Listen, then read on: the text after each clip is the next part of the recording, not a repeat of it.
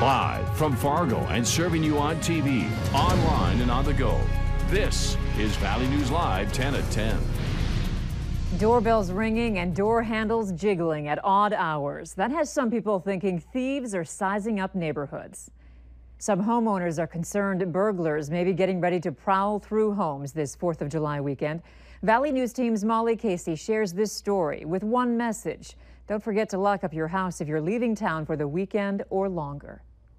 I do childcare actually during the day, and so, that is kind of a scary thing.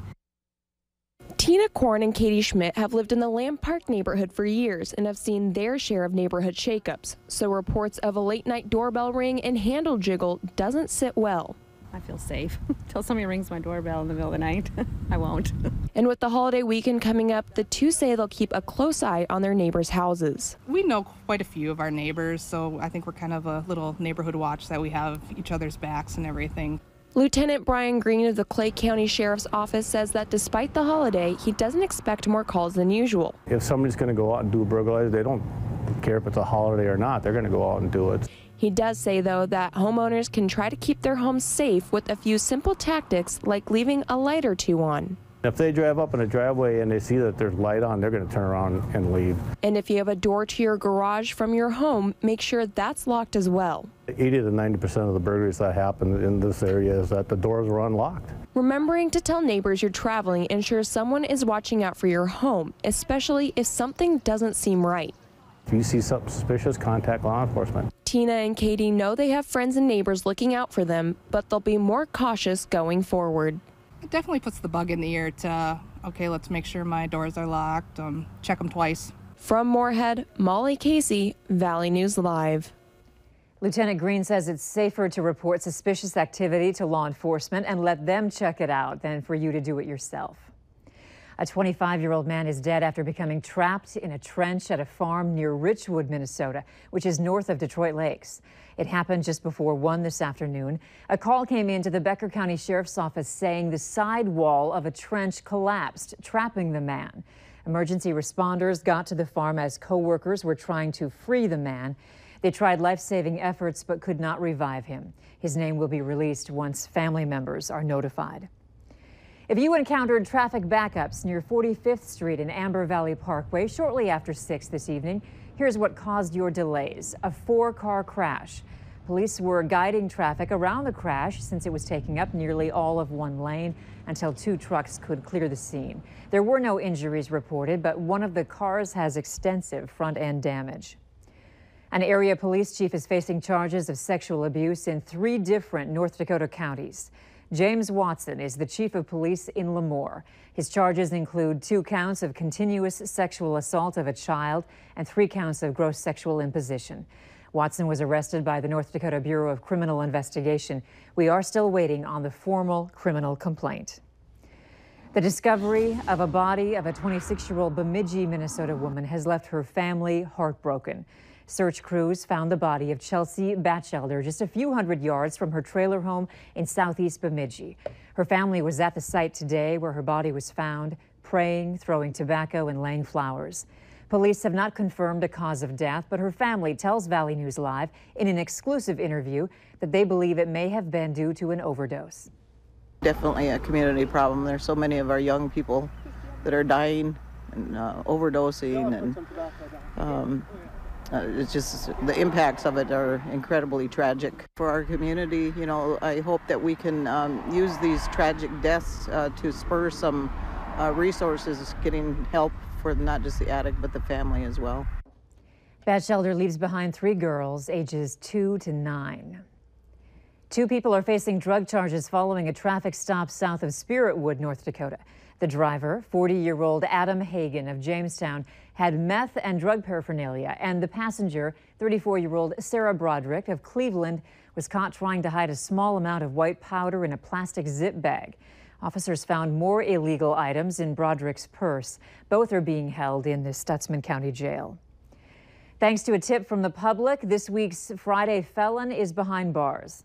Police say Keith Lassiter has been taken into custody and is being held at the Barnes County Jail. He was wanted for unlawful entry into a motor vehicle and a probation violation.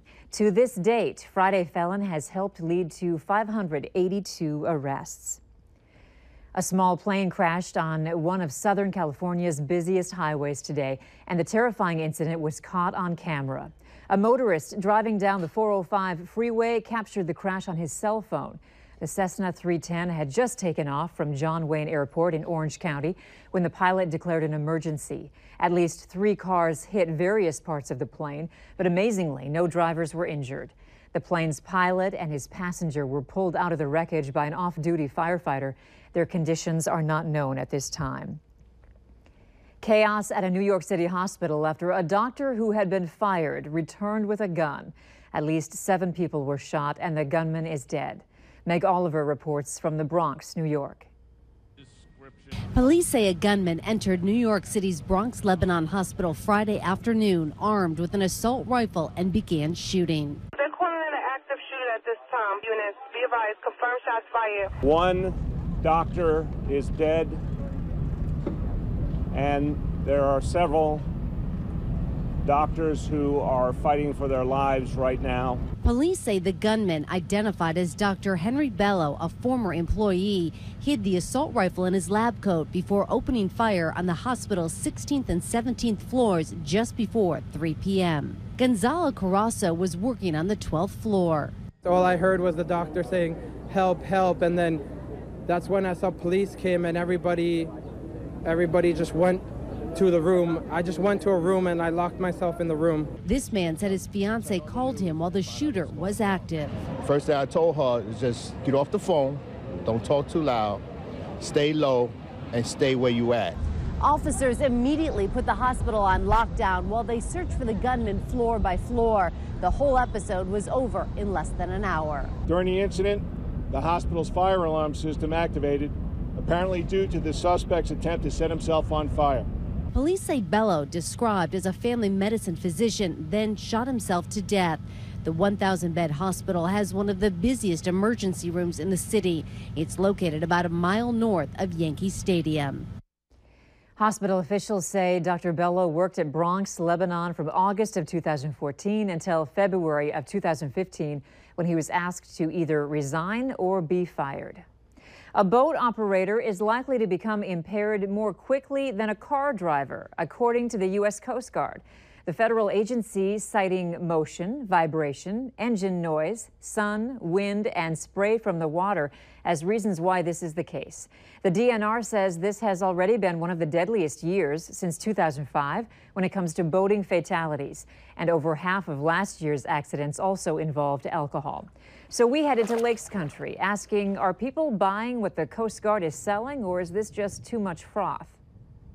I mean, you just look at, in a normal situation, if you're outside in the sun, it affects you if you're sober. So add the rest of that, which usually makes you tired anyway, and throw that into the mix. I could see it. The DNR and local sheriff's offices have already said they will be out patrolling area waters.